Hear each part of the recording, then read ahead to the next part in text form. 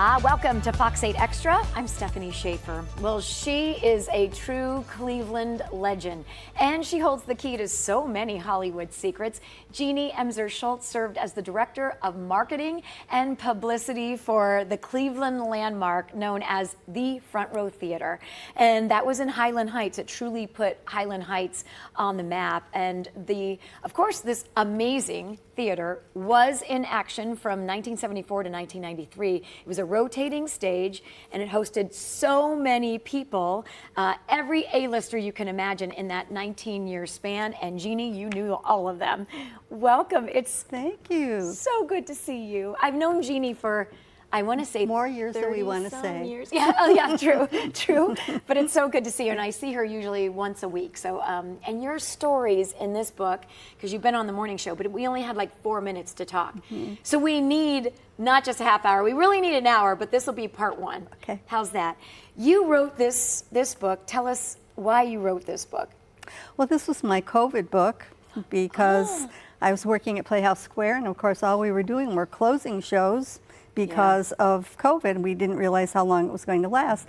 And I had actually been asked to write an anniversary story at one time on the Front Row, and I started it and I thought, I can't get all this into just one article, so I started the book. And Deidre Dolan, who is the widow of Larry Dolan, who was the owner and president of the Front Row too, was always encouraging me. You have so many stories, share them with people other than your friends.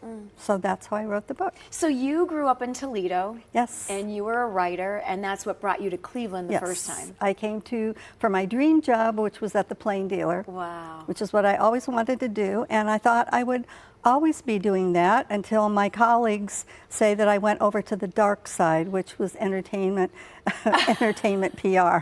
And that's when you started at the Front Row? Well, actually, I left the Plain Dealer to go out to Los Angeles. So I was an entertainment publicist, and we handled Frank Sinatra and the Joey Bishop Nighttime Show and Debbie Reynolds and Lee Marvin and Saturday Night, not Saturday Night Live, the Laugh-In show. Oh, yeah. And so we would handle all these big artists out there, and that sort of got a burnout. And I moved at that point to work for NCIS, which at that time no one knew what it was, up in Alaska for 2 years, for moving back to San Francisco. But like I say, I chose to come back to Cleveland, and came back to Cleveland to work for the rock promoter, Belkin Productions. And when Front Row opened, they hired me. So I went from doing mostly rock shows to doing mostly Vegas shows. Wow. I mean, you saw it all at the Front Row Theater for those 20 years that it was open. 19. Mm-hmm. 19 years. And I think the thing that makes it so special, and especially with your book and the stories, is that it wasn't one of these performers coming in for one show. They were here all week in Cleveland. Right. And they had 8 shows in that week span. And I remember you used to take them to Morning Exchange for an appearance on Morning Exchange. Yes. You'd take them to the other TV stations. If they needed to buy groceries, if they wanted you to go to dinner with them. You were kind of at their beck and call for the week, but also got to be friends with them too. Yes, some of the people who came back year after year and say, we had very small staff at Front Row, and so we all had to pitch in.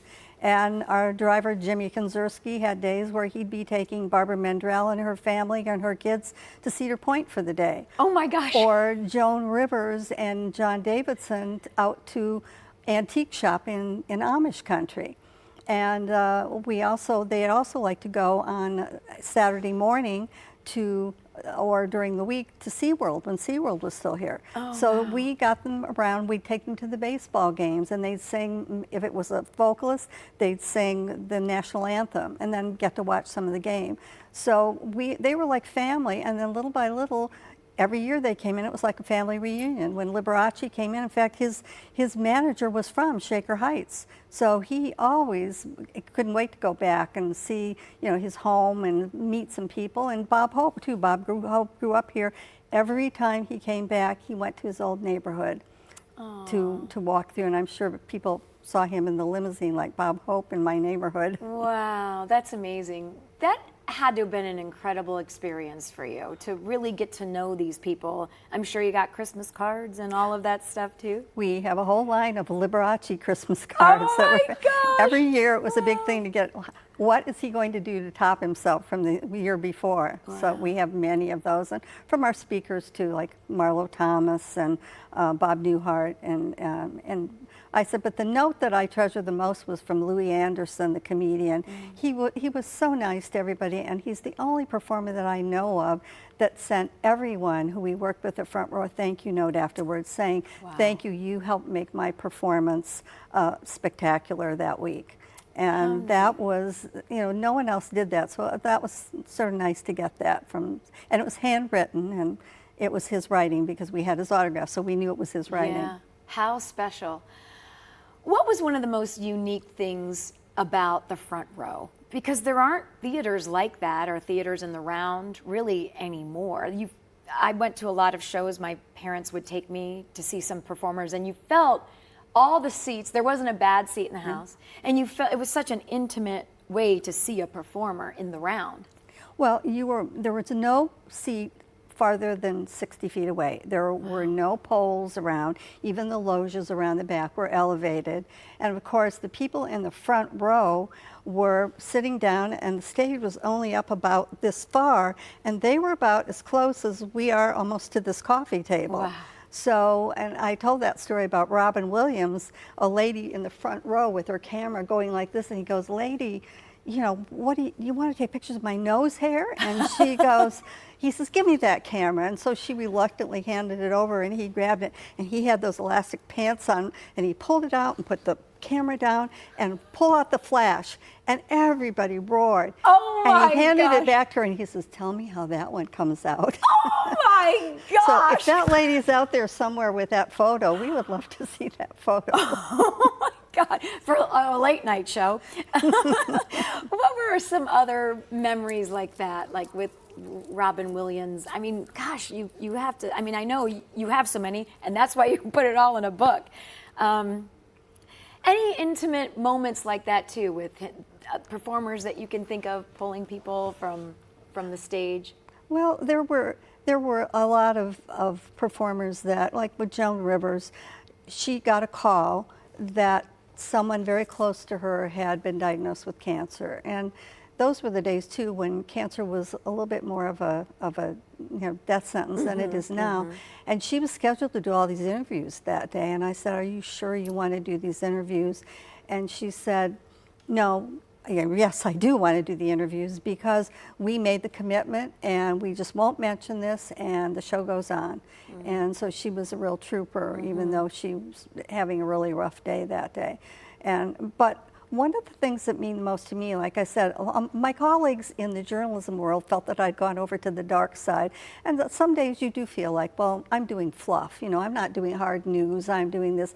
But then you'd have a moment like we took our cast from Pinocchio, our children's theater, down to Rainbow and Babies. And Pinocchio and the wolf and one of the other characters went into this room, mother and father, and a little boy, maybe 3 years old, lying really listlessly in the bed. Oh. And they came over to see him, and suddenly the mother comes out of the room crying. And we thought, oh my heavens, what happened? She came over to us later and she said, thank you so much for bringing your characters. That's the first smile I've seen on my little boy's face in 3 months. Oh. And so that made you feel like it wasn't so much fluff. You did do something. Oh, you had a dream job. Are you kidding? There are millions of people who would be lining up behind you it is in the to perception. take that job. It is dream, just like I'm sure people tell you to. But you have to take the good with the bad. Yeah. And so some of it is dream, some of it is not so dreamy. Well, and again, that's why you wrote a book. And it's funny, Carrie, I showed her the book. I said, hang on to this book before the interview. You won't believe it. And she kept telling me. I could not stop looking at it. Like, I've heard of the Front Row, but it closed when I was very young. I had no idea the amount of people that came through. And like, I could not stop reading those stories. Like, who was it? Like Patti LaBelle, like written out names of journalists so that when they would come, she would be able to address them by name and the. No, that was Carol Channing. Carol Channing. That was what it was. I was like, that is like such a cool, like intimate story that like, where else would you ever hear that? It was such good PR. It was really impressive to me because of the fact that the spouses of somebody who's famous usually are invisible. And she made sure that she had the name of the spouse and would say, and how are you first? How are you, Carol? How are you, Jeanne? Whatever. And you could just sort of see them, you know, puff up a little bit. And I thought, oh, wow, that's great. I learned a lot from a lot of the performers themselves. And then also Ward Grant, who was actually helpful in getting me my first job, because in college, I followed Bob Hope around. For 2 days, he was our homecoming entertainment. And Ward asked me, what do you want to do when you graduate next year? And I said, well, I want to write for a newspaper. And he said, well, let me know. So I said, I have an interview with the Plain Dealer. And he sent a letter from Bob Hope. Now, Ward really wrote it, but Bob Hope signed it. And when I had my interview, they said, oh, you have friends in high places. And I did. So when Ward came back again to when I was working at the front row, he said, this is what we're going to do. I'm going to call all the CEOs of all the big department stores, all the people who have full-page ads in the Plain Dealer and the Cleveland Press. And he asked to talk to them, and he invited them to the show to come back and see Bob Hope. And by the way, when you run your ads this week, could you maybe put up at the top that, you know, hometown boy Bob Hope is going to be at the front row? And they all did it, and it was all free advertising. And it would have been very expensive otherwise to do that. So each person who came in, I learned a little bit from their publicists too. Interesting, yeah, no doubt. Well, you've put it all together, and this book is just a must-see, a must-read, especially for anyone who lives in Cleveland, but even from Cleveland. We're going to talk more with Jeanne right after this short break.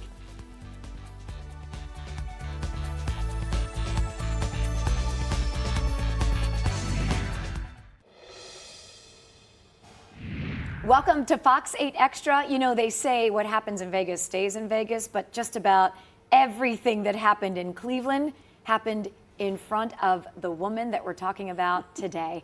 Jeanne Emser Schultz is the longtime marketing and PR director of the Front Row Theater, and she wrote this book, which is a must read. And you know, even if you never went to the Front Row, this book is so detailed, Jeanne, on all of these celebrities. I mean, it just goes on and on and on. Every page that you open, it's just more and more and more. All A-list people. I mean, you knew a lot of them before they really became the superstars that they were. Yeah, we had several people who started their careers. We said we had the people who started their careers and some people who ended their careers. And of course, Jay Leno and Jerry Seinfeld were new comics. Wow. Jay was an opening act at the Front Row until he became headline material.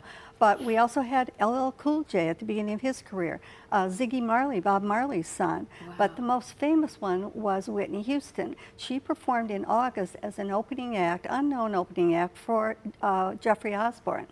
And at intermission, everybody was talking about this new vocalist, how great she was. And within a month, we had her back as a headliner. Oh, smart. And her career just took off. Wow. So those were the beginning. And the people who sort of ended their career, the famous one was Roy Orbison. He performed the last concert of his career at Front Row and passed away 2 days later. Oh my goodness. And Cary Grant. Cary Grant was one I saw. 2 months later, he had said to us he would come back. And of course he couldn't and we had other people who performed there many times and then passed away. Harry Chapin was one too. And so a lot of people, like I said, ended their career within the year after they left. Wow.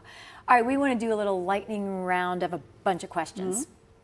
What is your most memorable show? The most memorable show is hands down. My husband says the same thing. We saw the reunion show of the Four Tops and the Temptations. Oh, wow. And they were the originals. Eddie Kendrick and David Ruffin had left the Temptations but came back for the show. And the Four Tops were all original. And at one point, they each did their acts, but they came back on stage for a sing-off. Oh, wow. And it's like a once in a lifetime thing to see. And we always said, who was the winner of that sing-off? The audience was. Oh, yeah. Because Well it was just great. That is the biggest performance. I always say they're my favorite performers, but then there were my favorite performances. Yeah, I was going to ask you, who's your most memorable, say, person? Maybe not necessarily as a performer, but just memorable person that you got to know and that you really liked. Well, I didn't get to know him as well, but all the time I worked in Los Angeles, I couldn't wait to meet Cary Grant. He was one of the people I wanted to get to meet. I never got to meet him. So when we had him there, I was just over the moon that we had Cary Grant, and he was 80-something then, but he was still gorgeous. Aww. He was still Cary Grant. And I said the picture that I have that I like the most with all my pictures is Cary Grant with his arm around me. And as he did this, he said, "My dear, you'll ruin your reputation." And I went, "I can't think of a nicer way, Mr. Grant." And so he was the most. Wow. But then, of course, we were still excited because every time Liberace came, it was just glamour week. He was corny, he was fun, glamorous. Our longtime backstage manager, Mary Luca, was laughed because every time he came, her vacuum cleaner would be filled with rhinestones, and sequins, and bits of feather and all. Save those. and they were like family too. But there were so many other shows. There were Peter Tosh, Diana Ross.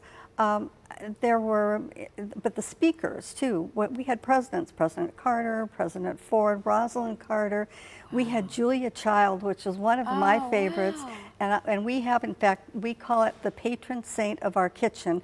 We have a signed photo by Julia that says, "Bon appetit, Tim and Jeanne," and it's hanging in our kitchen. So that's the patron saint of our kitchen. How about, this is what I'm always fascinated in, and you have a lot of the demands that some of the celebrities ask for. What is your most memorable demand, I guess, of something that you needed to have in someone's green room or that they needed? Well, we said, every contract has those conditions in it, and sometimes it's because the performer really wants that. Other times it's just to make sure that you've read the rest of the contract, the famous no green M&Ms and that, or like America on theirs had, they wanted X amount of live green plants around the backstage area. Now, we don't know when they come in, if they don't see any live green plants, they go, they must not have read the rest of the contract. And sometimes we were in violation of the contract. We had Sheena Easton, and they would serve backstage meals for the crew, and she came back and went, no, no, no, no veal. We said in the contract, no veal. She was on the veal commission of treating veal animals terribly. And we hadn't read that, and so the veal had to go. Wow. So there were certain things like that, and Carrie mentioned Patti LaBelle. Patti LaBelle had in big, bold letters, clean glassware. And so evidently some places she went, the glassware wasn't clean because you would think that was a given. Oh, yeah. But Luther Vandross, on the other hand, every time he came, he would have to have a brand new toilet seat. So that was something, that was his demand. Okay. And most of the demands, though, were for food, certain kinds of food, and sometimes the food was so extensive, and for even a small group. And a lot of times they took it on the bus with them when they left, too. But there were so many specialties. We learned that Andy Williams liked Tattinger. Every time he came, we had to have Tattinger champagne. Tom Jones had to have 1 bottle of Dom Perignon for every single performance, so that was 8 performances. And you guys had to pay for all that stuff, right? And that was extra, so they didn't have to pay taxes on that. So they have 8 bottles at probably $100 a bottle. Yeah. Stephen Eady and Patti LaBelle wanted Cristal champagne, which wow. at that time was hard to get in Cleveland, too. So a lot of times What if you couldn't find it? Well, then you had to say to the managers, I'm sorry, we can't find, is there a secondary that we can... Can I jump in? Yes, please. The Bill Cosby story, which, I think it's okay for us to not like Bill Cosby anymore. His demand was about the flowers. Yes. Will you tell that story? Yes. Well, there's not a picture of Bill Cosby in this book because he was not one of my favorite entertainers. He was not easy to work with. Wow. And when he came in the first time, and I had come across this in Los Angeles ahead of time, so had nothing to do with his more recent problems. But he said, I have to have a gardenia in my lapel every night. Well, gardenias are very hard to get because they brown so quickly, and florists don't usually order them. They don't have them on hand. And we said, well, we probably can't get one for tonight. Can we give you a rose or a carnation? No, it has to be a gardenia, or you're in violation of contract. Oh, geez. Well, it wasn't in the contract. You just said now that we need one. So they're calling all over. We finally found one. And we ordered one then for every performance, for 8 performances. So he had it on for maybe 5 minutes, and he took it off and gave it to one of the ladies. And she was thrilled, of course. In the but audience. She would have been thrilled had it been a carnation or had it been a gladiola. A rose. A rose, anything. Hydrangea. But that's just a power play. And it's like, 100%. I want the gardenia, and you get me the gardenia, or... We had several people like that, Buddy Hackett, who for some reason, I don't know why it's the comedians, they're either really nice on one hand, like the Jay Leno's, or they're really nasty on the other hand. And Buddy Hackett, the morning he got in, said, I don't like my contract and I'm not going to perform.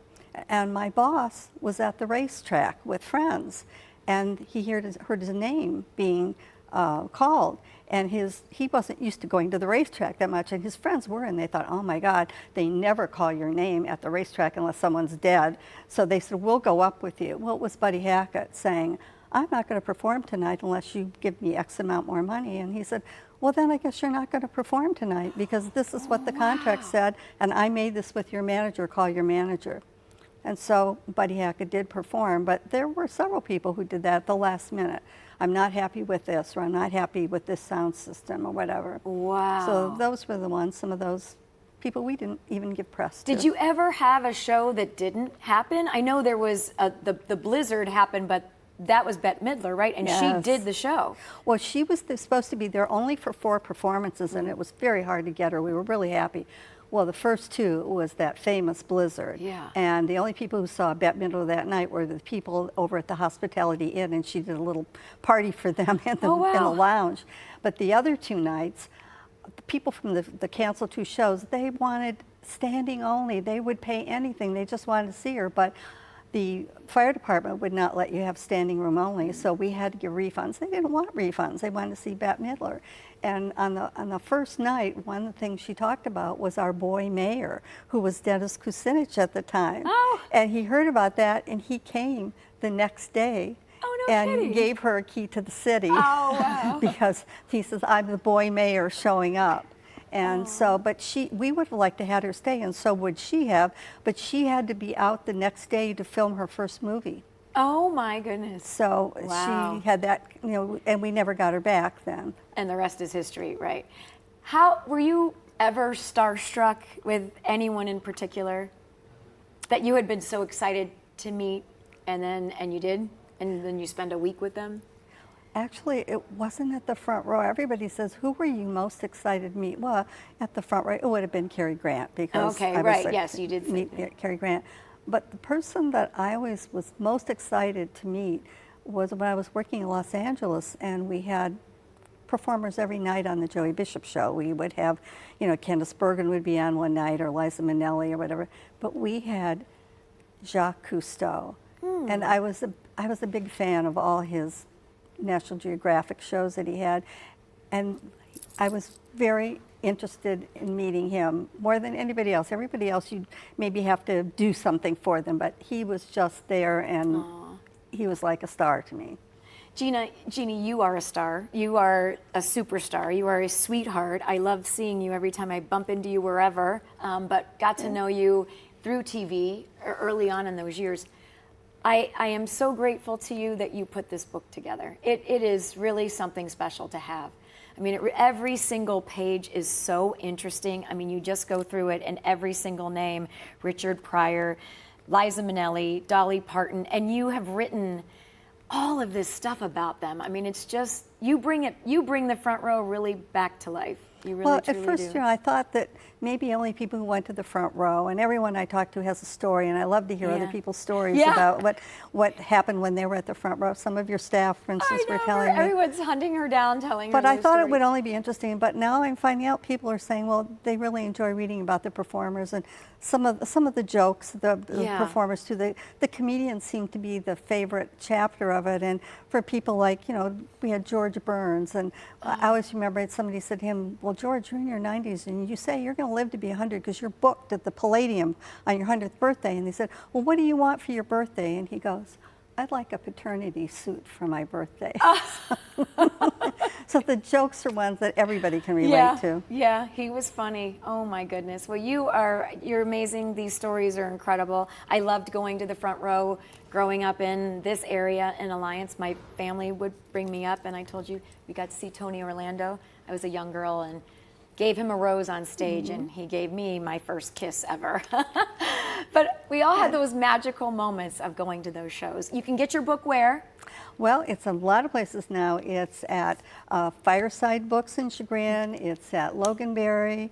It's at Cleveland Clothing. It's on Max Books on Coventry. You can get it online, delivered very, very quickly to you from ClevelandLandmarksPress.com. ClevelandLandmarksPress.com. It's in the Rock and Roll Hall of Fame. And it's in the Rock and Roll Hall of Fame. And then also, can you get it on Amazon?